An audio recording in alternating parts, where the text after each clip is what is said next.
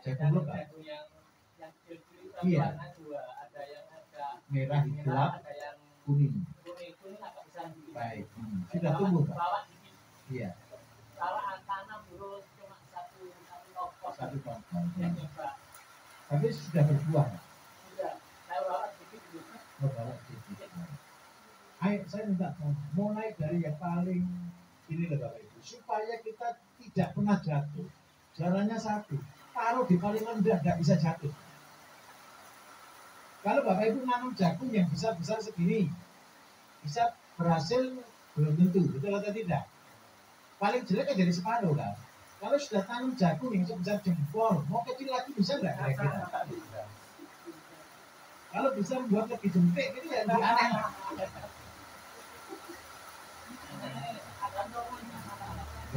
Ya, kurang bagus. Jagung harus tanpa malam. Terus yang kedua Bapak Ibu, jagung manis boleh. Jagung manis itu tidak semua dari jagung manis tidak. Jagung manis yang saya maksud adalah jagung yang Bapak Ibu bisa tanam dalam kondisi muda. Ingat ya, ketika Bapak Ibu sudah kembangkan jagung manis, segera lakukan pembuatan benih sendiri. Dikawinkan dengan jagung-jagung lokal. Jagung lokal yang bagus sekelas jagung manis itu jagung pulut. Jagung pulut itu ada dua, jagung pulut dari Sulawesi warnanya ungu, jagung pulut dari NTT, Kupang, Matarote dan sebagainya warnanya putih. Kawinkan silang, ini sudah tahu semua kan? Cuma satu kan, belum dilakukan aja kan? Terus yang kedua, tadi ada cerita, Pak jagungnya kecil-kecil. Saya jamin satu, rumputnya pasti rimbun. Mana tadi yang nggak panen jagung manis tadi? Ya, rumputnya rimbun atau enggak Pak? Bapak tanam jagung atau tanam rumput?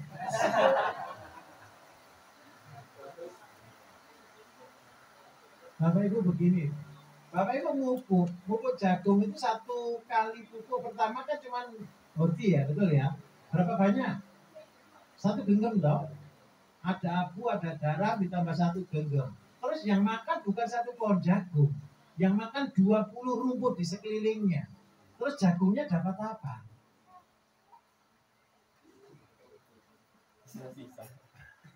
Pasti tingginya semeter enggak sampai itu. Pengalaman Bapak Ibu, nanti kalau Bapak Ibu cerita jagung dan enggak berhasil, saya jamin 100%, enggak pernah dipacul itu tanahnya, enggak pernah dibersihkan itu rumput. Kuncinya jagung cuma satu, rumput bersih, jagung bagus. Jadi jangan berdebat perkara jagung kalau dengan saya. Terus yang kedua, jagung bule. Ya karena belinya jagung bule. Nah, begini Bapak Ibu. Musim-musim kemarin ini memang betul-betul susah. Cuaca yang seperti ini akhirnya banyak jenis-jenis jagung yang tidak bisa. Yang paling saya sedihkan kan satu, sudah saya kasih solusi loh, tidak dilakukan.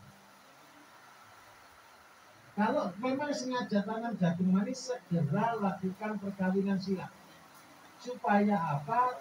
Punya benih yang tahan bule. Terus yang kedua, kalau untuk ternak sapi, ternak ayam dan sebagainya, tanam jagung, nggak usah aneh-aneh. Tanamlah jagung Madura. Garansi saya deh, jagung Madura itu kena bule tidak lebih dari 10%. Itu Madura yang ke Surabaya saja yang kena bule. Kalau Madura yang asli insya Allah aman. Jadi saya minta tolong satu kerja. Terus yang kedua, buktikan teorinya 10, satu jadi 100, 1 kilo saja tanam saja. Insya Allah akan hebat. Yang sudah tanam pagi ada atau belum di sini? Sudah Pak? Sudah ya, tapi jangan takut Pak. Yang warnanya hijau muda itu bukan berarti jaminan jelek. Yang warnanya hijau tua bukan menjadi jaminan jelek. Anakannya ada berapa? Besok pulang tahun gitu. Begini loh Bapak Ibu, mumpung tanah masih sedikit, perhatikan. Yang membuat petani tidak berhasil itu habis tanam kan dilupakan. Dilihat ya, rumputnya sambil nyanyi, tolong sambil dihitung Pak ya, jumlahnya berapa. Tenang Bapak Ibu, yang punya padi, nyanyi rumput itu sampai kapan? Maksimal cuma 2 tahun. Setelah 2 tahun rumput akan berkurang jauh dan habis itu tidak ada rumput. Itu pengalaman kami. Terus kalau yang nggak mau niat ada caranya. Pelihara bebek. Begitu di usia 14 hari sebar bebek. 1 hektar 40 sampai 50 ekor. Tugasnya dia makan wereng, makan kutu, makan keong, makan hama-hama lain yang ada di dalam padi. Tapi tolong 45 hari harus segera ditarik. Karena padi sudah mulai akan jebol. Jangan waktu jebol dikasih bebek loh Pak. Terus yang kedua, lupa padinya diiles-iles. Tahu diiles-iles apa ya? Jangan takut. Padi itu kalau diiles-iles anakannya tambah banyak. Minta tolong begitu ya. Ada pertanyaan yang belum saya jawab ini tadi perkara apa kira-kira? Yang masakan apa tadi? Yang ikan atau ayam yang dimasak dulu tadi? Saya Pak. Ya apa tadi? Yang kan makannya disuruh dipanaskan. Direbus itu bagaimana? Apa bisa tahan lama? Untuk apa? Pakan ayam. Pakan ayam. Baik begini. Bapak Ibu, seluruh pakan pabrikan itu dipanaskan. Jadi di dalam mesin extruder, di dalam mesin pelleting itu, ada sekitar 10 cm itu panasnya bisa sampai 300-400 derajat. Dikasih uap panas. Bapak Ibu pernah beli konsentrat pakan pabrikan yang baru? Atau punya kandang, Bapak, kandang ayam tadi Pak ya? Pernah dapat itu enggak? Pernah dapat pakan baru enggak dari pabrik? Hangat atau enggak kira-kira? Kalau pakan baru dari pabrik Bapak itu hangat Bapak. Hangatnya itu bisa tahan sampai 10 jam. Berarti pertamanya panas atau hangat? Panas. Kenapa sih seluruh pakan pabrik selalu mengalami proses pemanasan? Supaya pencernaannya jauh lebih mudah. Terus yang kedua, Pak, kalau sudah dipanaskan apakah bisa disimpan lama? Ya Mas ya. Sekarang saya tanya, pernah ngolah limbah rumah tangga belum? Limbah rumah tangga tadi sudah dipanaskan atau belum? Sudah. Ya, sudah. Waktu fermentasi itu terus dipanaskan. Kan tidak begitu kan? Limbah rumah tangga itu kan nasi sisa, ayam sisa, ikan sisa, betul ya? Sudah matang atau belum itu? Sudah matang, terus habis itu diawetkan kan? Berarti bisa atau tidak?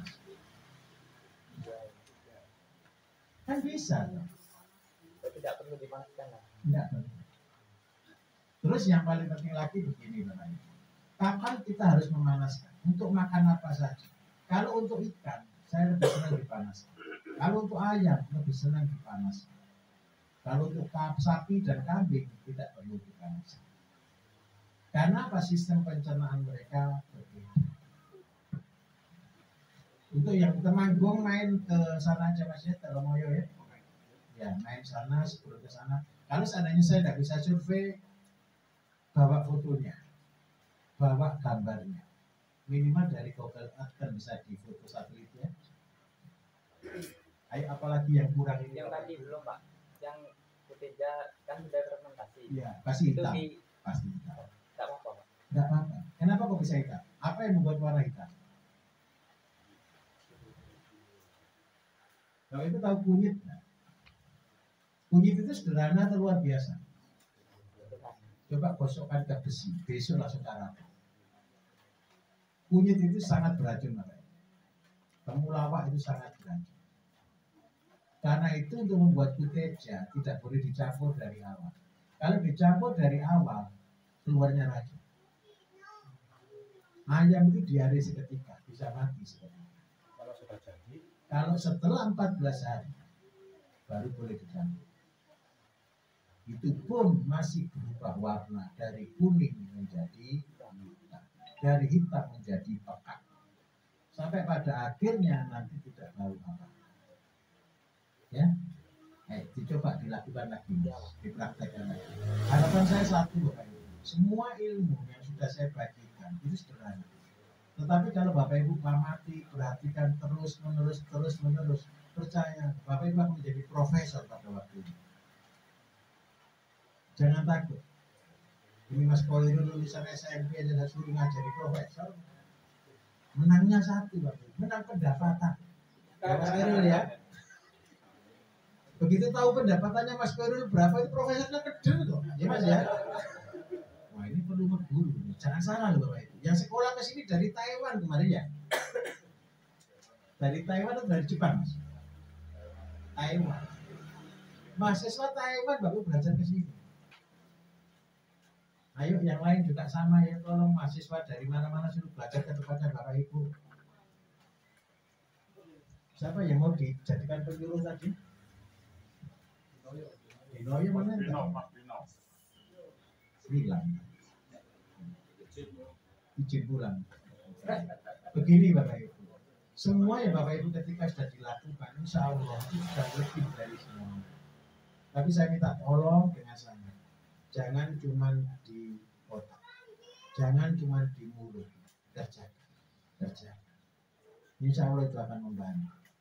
Ini yang terakhir Bapak Ibu sebelum kita nanti kunjungan di insya Allah ini. Begini, kita kan bentuk koperasi, tapi sebelum koperasi ini saya resmikan, saya jalankan.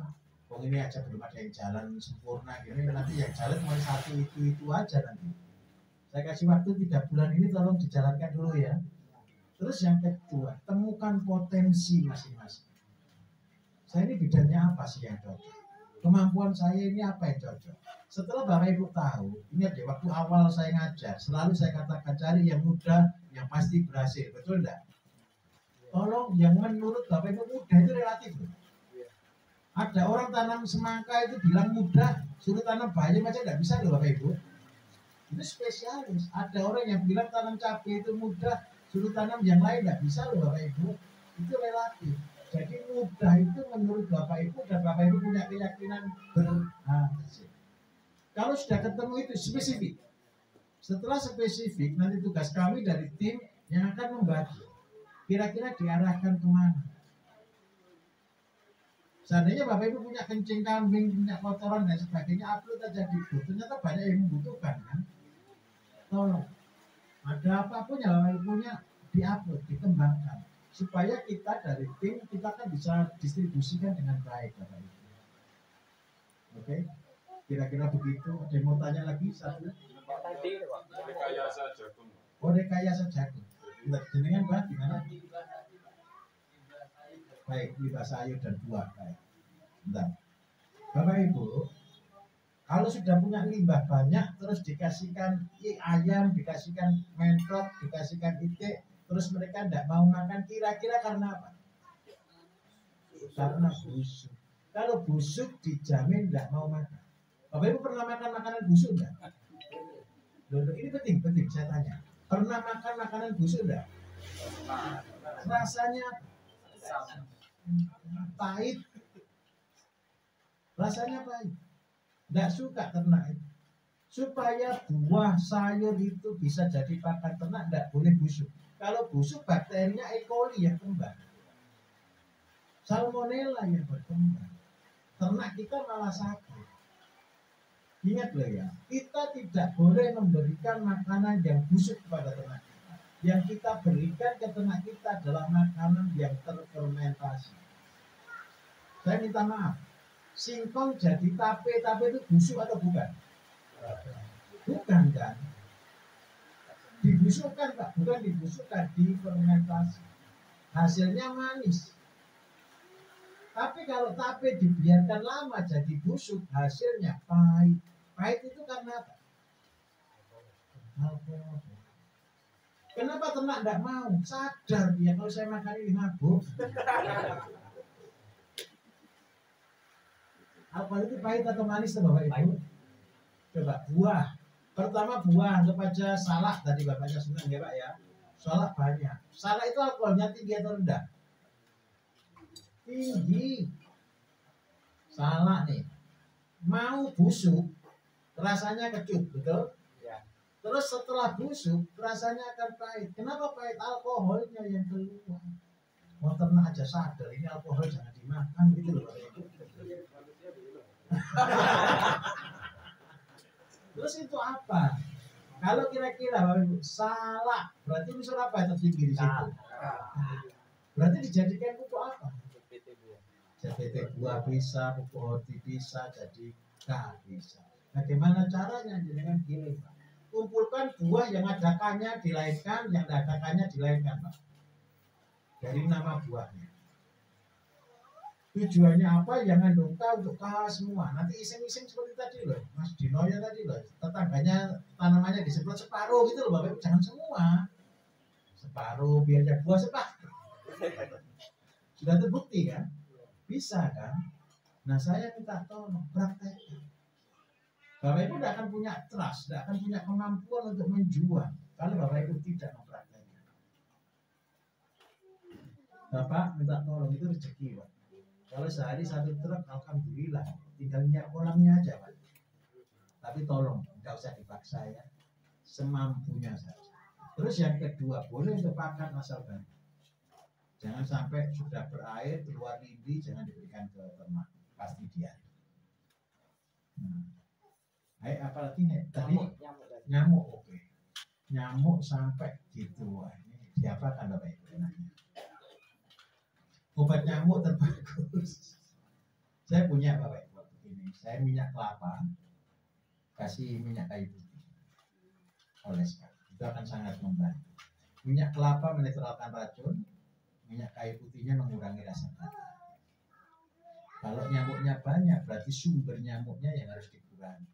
Kalau sumber nyamuk di kebun itu kan nomor 1 Bapak Ibu rimbun, berarti belum pernah dibersihkan. Nanti kalau sudah bersih nyamuknya kabur. Terus yang kedua hindari genangan. Oke, ada lagi kira-kira? Yang tadi Pak yang untuk mengobatan Pak tadi ada sedia seledri timun kacang panjang. Kacang panjang seledri timun. Cara pengolahannya itu saja. Kalau untuk materi WA Pak Bambangnya sudah dikasih SOP Pak ya. Begini Bapak Ibu, untuk SOP kalau Bapak Ibu masih butuh tolong hubungi admin, maka dikirim. Untuk semua SOP kita sediakan. Nah, sekarang ini kita akan kembangkan berikutnya tanaman-tanaman seperti tadi ya. Karena apel kita akan buat dalam jumlah besar, dan kita akan buat laboratorium. Bapak Ibu untuk materi-materi saya ke depan, kan pasti akan nambah terus ya. Bapak Ibu bisa lihat di YouTube yang live ya, untuk saling belajar di sana. Dan Pak Bambang pasti bagikan itu semua. Ini ada beberapa tanaman yang akan saya teliti ulang. Yang pertama adalah apel, yang kedua kentang, yang ketiga adalah asparagus. Jadi 3 tanaman ini kita akan teliti untuk lebih dalam, pupuk apa yang paling cocok, pertumbuhan apa yang paling maksimal, karena apa ini urgent. Jadi jangan sampai nanti makan gizi gratis, buahnya impor semua, supaya kita bisa baik. Mungkin itulah hari ini ya. Terus segera nanti datanya yang ada sering kotak ya, buat grup aja untuk Jawa Timur ya. Pak Bambang tolong dibantu ya Pak Bambang ya. Iya Pak. Ya Pak, belum satu Pak. Oh iya Pak Bambang. Ini kebetulan saya itu kan teman-teman nanam selada Pak. Baik. Nah, selama ini ada istilah penyakitnya mata kodok. Iya. Nah itu karena jamur katanya. Nah itu kira-kira bisa nanggulangannya bagaimana? Itu tanya sebelah itu Pak. Ini pawangnya selada. Dia apa nama Mas Geru?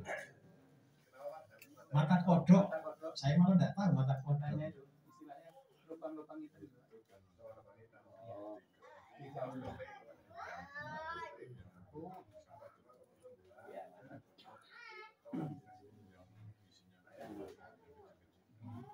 Nah, selama ini gini, awalnya itu pakai ini Pak. Nah, terus diubah pakai pupuk VOC-nya Korea Pak. Nah, mungkin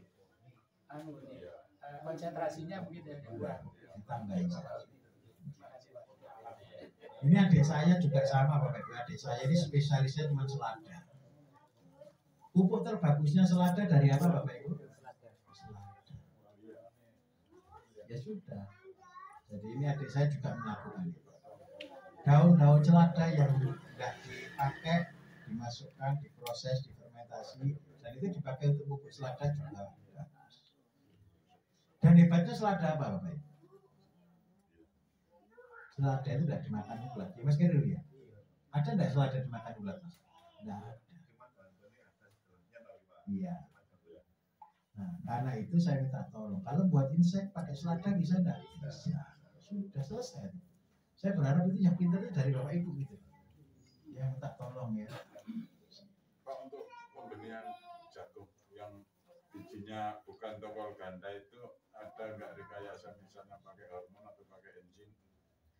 Begini Pak, kalau kepengen buah banyak, itu banyak cara. Nomor satu, kalau jagung itu sudah terjadi kawin silang dengan dirinya sendiri, pasti anaknya banyak. Terus yang kedua, jagung yang beranak banyak pasti umurnya panjang. Nah, kalau seandainya Bapak mau kepingin jagung anak banyak, tongkolnya banyak, jagung apa yang paling bagus? Kemarin sudah saya ajarkan di YouTube sebenarnya. Jagung Madura itu tongkolnya cuma 1 maksimal 2. Tetapi kalau dia dikawinkan dengan jagung lokal yang umurnya lebih panjang, 3 bulan lebih kan Pak, pasti tongkolnya bisa 5. Jeleknya apa? Ada jeleknya. Jeleknya kalau jagung Madura harusnya kan cuma 2,5 bulan sudah panen. Tetapi gara-gara dikawinkan dengan jagung lokal yang usianya hampir bisa 3 bulan lebih, pasti panennya lebih lama. Jeleknya di situ. Bagusnya apa? Kan paling tinggal 2, jagung lokal atau jagung Madura atau perkawinan jagung lokal dan Madura. Bapak harus siap dulu. Kan kita sudah siap dengan jagung yang mungil. Ya kan sudah tidak ada lebih mungil lagi. Kalau seandainya jagung mungil tapi buahnya 5 kan tetap bahagia kan Pak? Ah, maksud saya. Syukur-syukur jagung mungilnya berubah jadi jagung lokal yang buahnya juga 5. Nah, itu adalah konsep perkawinan. Sampai Bapak nanti ketemu galur. Ketemu galurnya bagaimana? Ketika sudah dikawinkan, cari yang posisi terbagus, kembangkan terus-menerus. Begitu. Tolong segera dipraktekkan Bapak Ibu. Teori ini, kalau tidak dipraktekkan, Bapak Ibu tidak akan ngeh. Tapi kalau sudah dipraktekkan, Bapak Ibu akan paham. Akhirnya Bapak Ibu bisa punya galur murni. Sama dengan ayam. Ayam juga sama. Ayam kampung itu jelek Bapak Ibu. Katanya siapa ayam kampung itu bagus? Bagusnya ayam kampung itu satu, dia sudah adaptasi di daerah itu. Supaya ayam kampung itu jadi bagus, ya lakukan perkawinan silang. Sambil menciptakan galur yang baik. Kapan bisa tercipta itu? Setelah Bapak Ibu 3 tahun, pasti ayamnya sudah baik semua. Karena sudah punya modal. Tapi kalau untuk sementara jangan mengada-ada. Jangan beli yang mahal-mahal, yang ada saja. Begitu ya. Pak Bambang, ya oke. Kan lagi nyoba karena ayam bertelur ya. Sebelum ekor, terus habis itu sudah dikasih kutit ya. Iya. Tapi baru-baru ini ada yang kena 1 TBC. Nah itu diobatnya apa? Kenapa kok bisa kena TBC? Begini, Karena Bapak. virus itu Pak ya. Virus itu semua ternak ayam bertelur vaksin pasti atau tidak? Pasti. Vaksin itu apa? Virus itu bisa hidup atau tidak? Kapan virus itu hidup? Ketika daya tahan tubuhnya turun. Nah, kenapa saya tidak menyarankan vaksin di ternak ayam kita? Karena satu, ternak kita sudah terisolasi, tolong jangan diundangkan penyakit datang ke situ. Kalau posisinya kan itu vaksin. Iya. Terus habis itu memang sengaja buat mancing warga. Iya. Belajar, penasaran. Nah, terus memang yang saya coba praktekkan seperti Pak Bayu waktu mengajarkan apa namanya, kasih tahu, terus habis itu jual yang murah. Memang akhirnya banyak yang list Pak, banyak Iya. tanya. Saya pesan kita yang kewalahan, bukan cuma sebaik. Tapi itu tadi orang sering lihat, kan saya nggak tahu ya. Yang paling jelek boleh lihat tidak boleh sentuh. Nah itu berarti masuknya penyakit dari situ. Ingat ya Bapak Ibu. Kalau punya kandang perjanjian, boleh dilihat tidak boleh dipegang. Dilihat jarak jauh. Kasih jarak 1 meter Pak. Hewannya. Tapi masalahnya kalau kita punya teman, punya sahabat gitu kan Langsung Pak.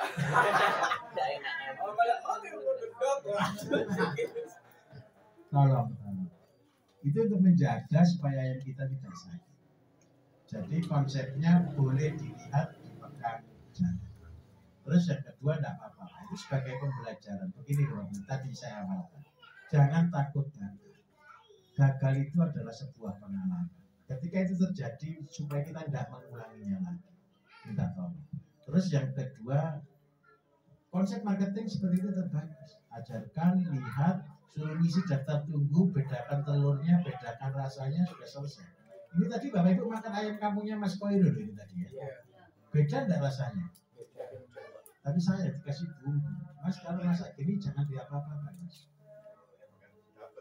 Ya bagian begini rasanya.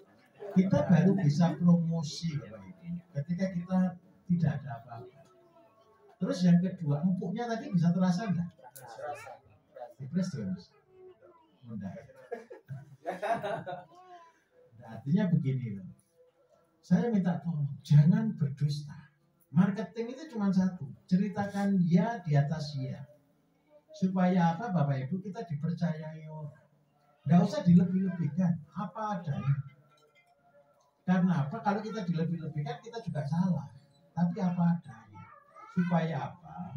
Kita akan dilindungi oleh konsumen kita. Terus yang kedua, percayalah. Konsumen itu kalau sudah tahu telur yang kualitasnya Bapak Ibu kasih sesuai SOP kita, semua pasti kembali. Karena apa? Berbeda. Loh Pak, sama-sama telur, sama-sama bentuknya, sama-sama warnanya, rasa tidak bisa sama. Pasti berbeda. Sudah dimasuk daftar tunggu banyak Mas?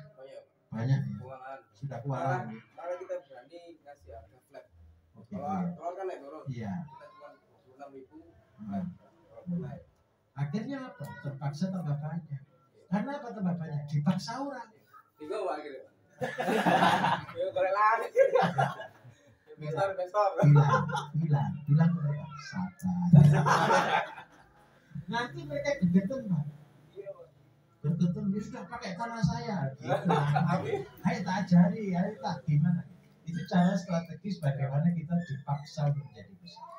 Buat yang bagus, jual harga yang standar, kualitas terjamin, kita yang dipaksa harus besar. Jadi kalau ada orang yang bercerita jualnya susah karena belum ada kepercayaan. Apalagi kalau Bapak Ibu sudah lakukan itu dan bisa menjadi obat, tidak usah apa-apa Bapak Ibu, diantri pasti. Nah ini Mas Dar jangan berhenti terapinya ya. Nanti kita tambah ilmu. Nanti setelah hari raya itu ke sana lagi Mas, ke Jawa Tengah lagi Mas. Dicas dulu ilmu terapinya, jadi dukunnya ditambah lagi. Ayo kita di sini jadi kunjungan ya Pak. Bapak sudah dapat izin? Sudah Pak. Oke baik. Kita akan kunjungan Bapak Ibu ke Pak Pire ya. Supaya Bapak Ibu kalau lihat Pak Pire itu kan orang yang luar biasa. Jadi murid yang sangat hebat menurut saya. Kenapa kok begitu? Semua yang saya tampilkan di YouTube dikerjakan semuanya. Tidak ada titik. Yang ada hanya koma. Nah, sampai dia bisa jawab semuanya pertanyaan Bapak Ibu. Coba bayangkan, Pak Pire ini sedang menunggu istrinya yang sakit. Jadi dia tidak kemana-mana.